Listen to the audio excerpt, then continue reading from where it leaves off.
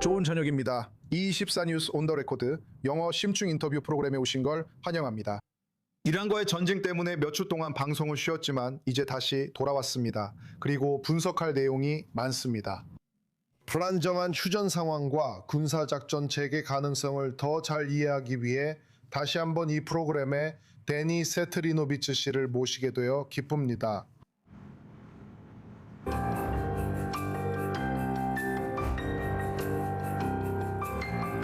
세트리노비츠 씨는 국가안보연구소에서 이란 및 시아파 축 프로그램의 수석 연구원입니다. 그는 이스라엘 국방군 군사정보국의 이란 지부 전임 책임자였으며 현재 애틀랜틱 카운슬의 비상주 연구원으로도 활동하고 있습니다. 데니 씨 다시 나와주셔서 감사합니다. 다시 초대해 주셔서 감사합니다. 지금 우리는 이스라엘, 미국, 그리고 이란 사이에 매우 불확실한 휴전 상태 한가운데 있습니다. 이제 곧 그 이야기를 하겠지만 먼저 양측 간의 39일간의 전투를 되돌아보며 시작하고 싶습니다. 최근에 당신은 이렇게 썼습니다. 이스라엘과 미국이 이란의 공격 능력과 지휘 통제 구조를 약화시키는 등 몇 가지 중요한 작전 성과를 거두었지만 전쟁의 목표 중 어느 하나도 완전히 달성되지는 못했다. 이란 정권은 건재하며 미사일 전력도 파괴되지 않았습니다. 그리고 이란이 핵무기로 나아가는 능력도 결정적으로 저지되지 않았습니다. 이 모든 결과를 미리 예견하셨다는 점을 말씀드리고 싶습니다. 그 점에 대해 칭찬을 드립니다. 하지만 목표를 달성하지 못했다면 본질적으로 실패한 것입니다. 그렇다면 현재 상황 39일간의 전투 후 양측의 상태에 대한 당신의 평가는 그런 것입니까? 네, 전투를 되돌아보면 분명히 작전적으로는 성공했다고 말할 수 있지만 전략적으로는 확실히 실패였습니다.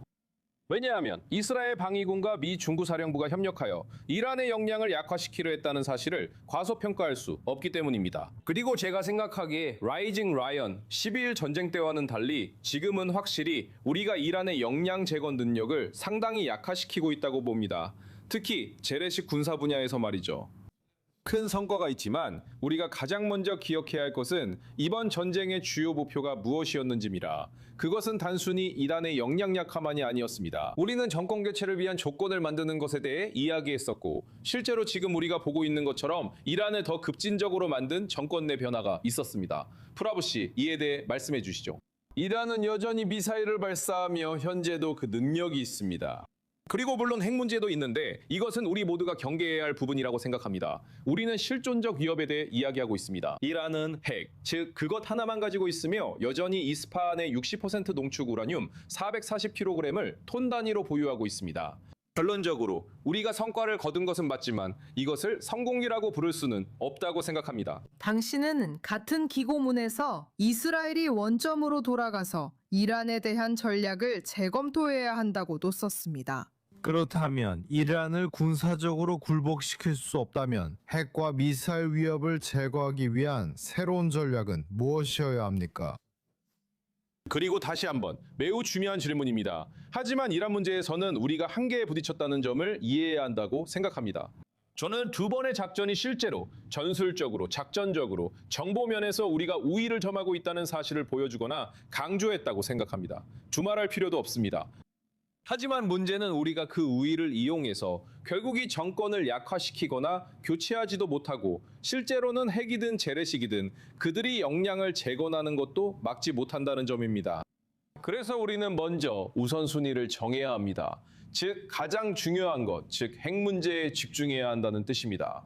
또한 우리는 이란에서 6, 8개월마다 혼자 모든 것을 바꿀 수 없다는 점을 이해해야 한다고 생각합니다. 왜 이것이 중요할까요? 왜냐하면 이란인들의 학습 곡선을 보면 마찰이 있을 때마다 그들은 더 많이 배우고 있기 때문입니다. 그래서 우리는 더 많이 투자하지만 성과는 줄어듭니다. 다시 말하지만 성과가 없다는 것이 아니라 우리는 성과가 있었습니다. 하지만 결국에는 저는 군사적 행동만으로 이 정권을 무너뜨릴 수 있다고 생각하지 않습니다. 군사적 행동만으로 그들이 핵폭탄을 만드는 것을 막을 수 있다고도 생각하지 않습니다. 이것이 우리가 지금 직면한 문제입니다. 우리는 정치적 방법을 어떻게 접목할지 고민해야 합니다. 저는 이란 이슬람 공화국의 팬이 아닙니다. 하지만 저는 우리가 계속 싸움을 이어가면서 그들을 루비콘강 너머로 몰아붙일 것인지 아니면 오바마 대통령에게 맡길 것인지 선택해야 한다고 생각합니다. 합의가 정권을 강화할 수 있지만 폭탄 제조 능력을 없애는 합의가 중요하다고 생각합니다. 저는 후자를 선택하겠습니다. 그래서 합의만이 핵폭탄이라는 실존적 위협을 제거할 수 있는 유일한 방법입니다. 이게 바로 우리가 직면한 문제입니다. 보세요. 우리는 그들을 강하게 압박했습니다. 우리는 포도르를 강하게 압박했고 미국 친구들과 함께 나탄즈도 강하게 압박했습니다. 그런데 결과적으로 우리가 가진 것은 60% 정도의 440kg입니다. 월스트리트 저널에서도 실제로 이란이 여전히 원심 분리기를 가동하고 있다고 보도했습니다. 그래서 그들이 원한다면 몇 주 안에 핵분열성 물질을 확보할 수 있습니다. 우리는 그들을 막을 수 있지만 정권을 전복하긴 어렵습니다. 군사적 능력에 한계가 있다는 점을 이해해야 한다고 생각합니다. 그리고 제 생각에 이론적으로는 여러 가지 방법을 생각할 수 있지만 현실적으로 그것을 해결할 수 있는 유일한 방법은 합의를 통해서입니다. 다시 말하지만 이것은 좋은 것과 나쁜 것 사이의 선택이 아니라 나쁜 것과 더 나쁜 것 사이의 선택이라고 생각합니다. 하지만 그 중에서 저는 더 나쁜 것이 아니라 나쁜 것을 선택하겠습니다. 알겠습니다. 그리고 그 합의에서 기대되는 것은 혹은 그 합의를 비판하는 사람들은 이란이 모든 부분에서 속일 것이라고 말할 것입니다. 그리고 국제사찰단에게 완전한 접근권과 완전한 검증이 보장되지 않는 한 그것은 단순히 나쁜 합의가 아니라 위험한 합의입니다. 이란이 모든 시설에 완전한 접근을 허용하는 데 동의하는 시나리오가 있다고 보십니까? 예를 들어 그들에게는 극비인 핑카스 산까지도 말입니다. 그리고 다시 한번 아주 좋은 질문입니다. 이란인들이 무엇을 고집할지 그리고 실제로 그들의 타협이 무엇일지 생각해보면 그들이 두 가지 주요한 점을 고집할 것이라고 생각합니다. 그들은 농축 권리를 주장해 원심 분리기를 계속 돌릴 것입니다. 지금이든 5년 후든 7년 후든 상관없습니다. 미국처럼 20년은 아니지만 그들도 일시 중단할 의향이 있습니다. 현재 이란에서는 아무도 농축을 하지 않습니다. 제 생각에 그들은 이 점에 집중할 것입니다. 두 번째는 물질을 희석하고 외부로 반출하지 않는 것입니다. 검사 체제와 관련된 모든 다른 사항들은 그들이 그것을 시행할 의향이 있었던 것은 그들이 원해서가 아니라 그것이 제재를 해제할 수 있는 유일한 방법임을 알고 있기 때문입니다. 다시 말하지만 저는 그들이 하는 말을 전혀 믿지 않습니다. 그들은 과거에 어디에나 거짓말쟁이가 있다는 것을 증명했습니다.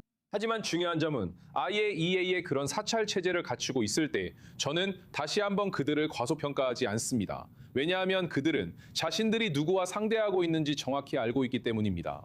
이란인들이 그렇게 결정한다면 우리는 그들을 신뢰해 몇 가지 일이 일어날 것이라 생각합니다. 물질을 희석하고 원심 분리기의 농축 비율을 일정 수준으로 제한하는 것 등입니다. 그리고 물론 그에 있어서 가장 중요한 것은 그들이 합의를 준수하고 있는지 확인하는 것입니다. 다른 선택지를 봤을 때 이것이 유일하게 실현 가능한 선택이라고 생각합니다. 그리고 다시 한번 이란의 사찰 체제를 되돌아보면 그곳에서 무슨 일이 일어나고 있는지 우리가 이해할 수 있게 해줬다는 점에서 매우 긍정적이었다고 생각합니다. 더 중요한 것은 그 사찰 체제가 이란의 핵물질 유출을 억제했다는 점입니다. 결론적으로 모든 선택지를 고려했을 때 실현 가능한 유일한 방안이라고 생각합니다. 이란인들이 폭탄용 핵분열성 물질을 확보하지 못하게 하는 것이 이 합의와 사찰 체제의 핵심이며 결국 이 체제를 강화할 것입니다. 두말할 필요 없습니다. 하지만 다른 선택지는 이 선택지보다 훨씬 더 나쁩니다. 왜냐하면 당신이 살아가야 하기 때문입니다. 그들은 부모의 죽음을 복수하려는 젊은 지도자가 이끄는 급진 정권을 갖게 되고 혁명 수비대가 꼭두각시처럼 조종할 것입니다. 그리고 오바마에게 돌진하는 것도 고려할 것입니다. 우리는 합의를 통해 그 물질을 제거함으로써 그것을 막아야 합니다. 이제 이 합의는 미국과 이루어질 것입니다. 이제 이번 작전 전에 당신은 이란을 겨냥한 미국의 전략 부재에 대해 경고하셨습니다. 지금 이 시점에서도 여전히 일관된 미국의 전략이 보이지 않는다고 생각하십니까? 저는 미국, 이스라엘 방위군, 중앙사령부와의 협력에 감사하지만 이번 작전에는 두 가지 큰 문제가 있습니다. 이는 양측 지도자들의 이란에 대한 생각으로 거슬러 올라갑니다. 첫 번째는 공습이나 공중폭격, 그리고 크루드족이나 다른 세력을 이용해서 이 정권을 무너뜨릴 수 있다는 잘못된 이해가 있었다는 점입니다. 이 정권은 훨씬 더 강인합니다. 저는 하메네이 제거 후에도 이 정권의 극복 능력을 과소평가했다고 봅니다. 이것이 한 측면입니다. 두 번째 문제는 이란을 제대로 알지 못하면서도 전쟁이 3일 만에 끝날 것이라고 가정했다는 사실입니다. 전쟁이 3일 만에 끝나지 않으면서 우리는 전쟁을 어떻게 끝낼지 모르는 전략적 문제에 직면했습니다. 그리고 이것이 바로 지금 우리가 보고 있는 현상입니다. 실제로 일관된 전략보다는 즉흥적인 대응이 더 많다는 것이죠. 또한 현 정부는 베네수엘라와 이란 사이에 유사점이 있다고 보고 있다는 점에서 추가 문제가 있다고 봅니다. 물론 두 나라를 직접 비교할 순 없지만 그들은 여전히 그렇게 생각한다고 봅니다. 왜 이게 중요한 걸까요? 왜냐하면 결국 이란과 합의에 이르게 된다면 이란을 잘 알고 그들의 핵 능력을 아는 사람들이 필요하기 때문입니다. 세부 사항을 논의할 때는 악마가 디테일에 있기 때문입니다. 그래서 저는 쿠시너 위트코프가 인질 문제나 그런 일들에서 한 일에 대해 많은 감사를 표합니다. 하지만 이란 문제에 있어서는 이란 전문가여야 합니다. 그래서 그들이 이란과 좋은 합의를 이끌어낼 수 있도록 올바른 사람들과 올바른 전문성을 갖추길 바라고 있습니다. 합의 여부는 여전히 불확실합니다. 이번 협상에서 정치 외교적 경로를 택하면 그들이 이란 측을 더 잘 이해하도록 도와줄 사람이 필요합니다. 이제 미국 이스라엘 측의 전략적 실패와 함께 여기에 당신이 언급한 내용, 즉 참수작전과 특히 최고 지도자 알리 하메네이의 제거 이후 더욱 대담해지고 심지어 급진화된 정권까지 더해집니다. 이란은 전략적 승리를 주장하고 있습니다. 이제 이란은 세계에서 가장 강력한 두 공군의 지속적인 공격을 견뎌냈습니다. 그리고 그들은 오랫동안 이란의 이른바 핵 옵션으로 여겨졌던 호르무즈 해협을 실제 핵 옵션과 더불어 장악하는 데 성공했습니다. 그래서 만약 이란이 장기적으로 호르무즈 해협에 대한 통제권을 유지한다면 당신의 견해로는 이란이 정말로 전략적 우위를 점하게 되는 건가요? 제 생각에는 그들 입장에서는 확실히 그렇다고 봅니다. 왜냐하면 그들은 전쟁에서 무슨 일이 일어났는지 완전히 알고 있기 때문입니다. 그들은 결코 눈이 먼 것이 아니고 자신들이 심각한 피해를 입었다는 사실을 정확히 알고 있습니다. 하지만 우리는 처음부터 애초에 목표가 무엇이었는지 기억해야 합니다. 그 목표는 살아남는 것이었습니다.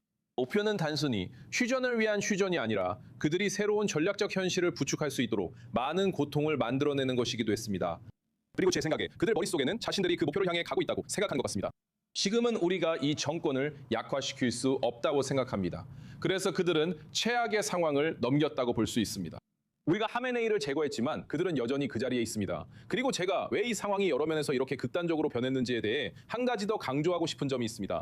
왜냐하면 전쟁이 시작되기 전에는 다시 말씀드리지만 저는 알리 하메네이의 팬이 아니지만 그는 이란 체제에서 균형을 잡아주는 역할을 했기 때문입니다. 아락시 위트코프가 다시 국가안보위원회로 돌아왔을 때를 아시죠? 외무장관, 그는 다시 알리 라리자니 최고 국가안보위원회 서기에게 돌아갔고 그들은 카미 최고 지도자를 위한 숙소를 짓고 있습니다. 그는 균형자입니다. 그의 마음은 늘 RGC에 있었지만 그는 매우 실용적이었습니다. 이스라엘과 관련해 생각하는 방식이 아니라 정권의 미래에 실질적으로 도움이 되는 결정을 내려야 한다는 점을 이해했습니다. 이것이 위코프가 아락시와 만나게 한 이유입니다. 그는 결정했고 그게 끝입니다. 아무도 그의 결정에 이의를 제기할 수 없습니다. 이제 우리가 가진 것은 매우 경험이 부족한 젊은 지도자입니다.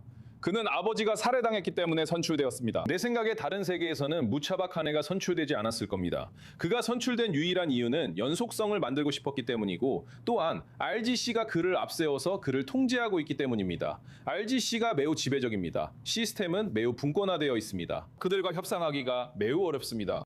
그래서 우리가 생각했던 하메네이의 제안, 즉 아버지가 두었던 미사일의 2000km 제한과 오무즈 해협 관련 제안 같은 것들이 이제 모두 사라졌습니다. 그들이 통제불능은 아니지만 이란의 견제와 균형이 약해졌습니다. 호르무즈 해협이 그 예입니다. 이번에는 12일 전쟁 때와 달리 호르무즈 해협을 장악했습니다.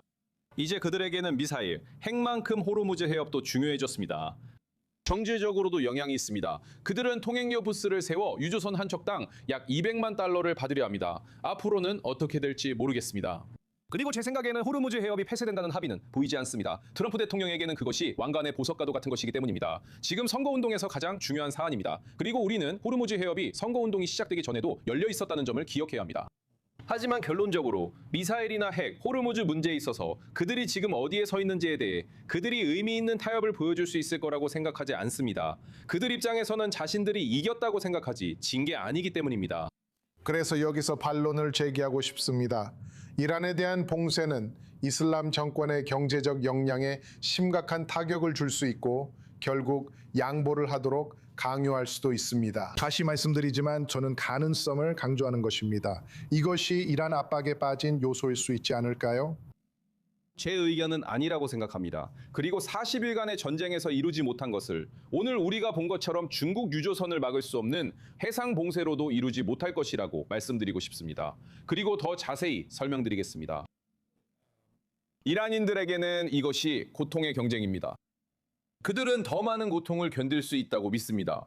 민간인에 대해 전혀 신경 쓰지 않는 정권이 있을 때 그는 우위를 점하게 됩니다. 왜냐하면 호르무즈 해협 봉쇄로 인한 2차, 3차 파장이 너무 심각해서 미국이 오랜 시간 동안 이를 견딜 수 없다는 것을 알고 있기 때문입니다.